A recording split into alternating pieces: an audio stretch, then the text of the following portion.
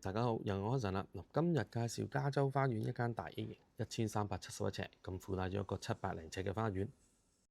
由大門入屋，經過少少嘅玄關位，就會見到一個樓底相當之高嘅客廳。樓梯底下面呢，做咗個儲物室，右手邊嘅電視機嗰邊呢，亦都做咗好多嘅收納位置。客廳呢度有玻璃趟門通返出去後花園。呢間屋除咗係南北對流，門口亦都有2個入契嘅車位，可以泊到2部車。今次呢間屋呢係屬於3房1套嘅設計，仲有個工人姐姐房。大部分嘅裝修呢都相當企理，如果唔太高要求，其實可以保留。經過客廳玻璃趟門出到嚟，就係一個後花園嘅空間。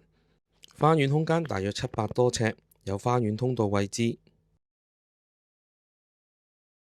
門口樓梯上去就係飯廳嘅區域。飯廳係一個長方形嘅設計，有個透光窗係望返加州花園入面嘅內街。左手邊有一個客廁洗手間，前邊就係緊廚嘅空間。業主呢度呢就擺咗張長形嘅餐台啦，側邊仲有啲收納櫃添。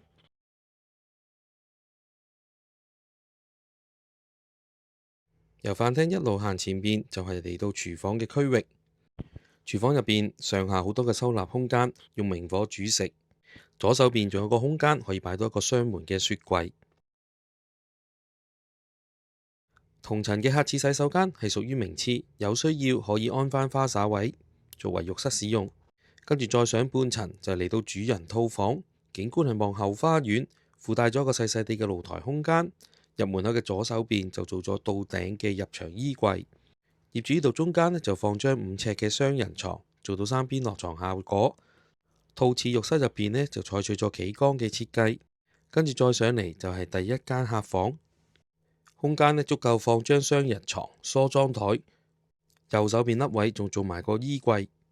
左手邊入門口位置仲可以擺張電腦台。隔離就係第2間客房，呢度就作為一個書房使用。左右兩邊係擺工作台同埋書櫃。2間客房嘅景觀都係望返加州花園入邊嘅內街。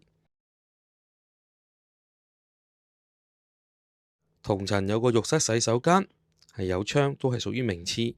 另外呢間屋亦都分開前後嘅天台，呢度就係佢嘅天台嘅景觀。大家如果對呢個單位有興趣，記得快啲聯絡我康臣啊！多謝晒，拜拜，下次見。